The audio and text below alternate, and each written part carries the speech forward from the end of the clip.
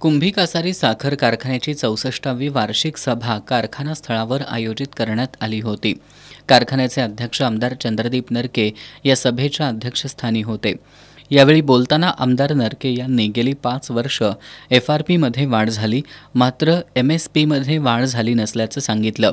कुंभीचा काटा हा पारदर्शक आणि धर्मकाटा आहे।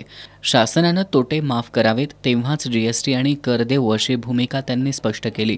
केंद्र सरकारनं सहकारी साखर कारखान्यांची कर्ज माफ करावीत आणि साखरेला प्रति क्विंटल 4,500 रुपये भाव द्यावा अशी मागणीही त्यांनी यावेळी केली।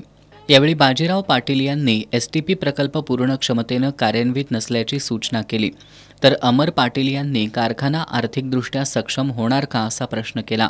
बाळासाहेब खाडे यांनी कारखान्याचा अहवाल खोटा असल्याचा आरोप केला।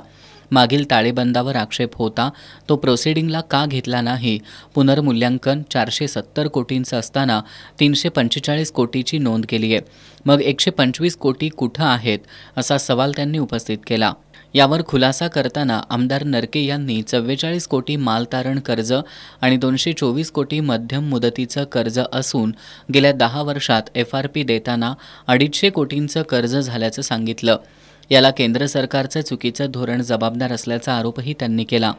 एकनाथ पाटील यांनी इतर उद्योगांप्रमाणे साखर कारखान्यांची कर्ज माफ करावी अशी मागणी केली।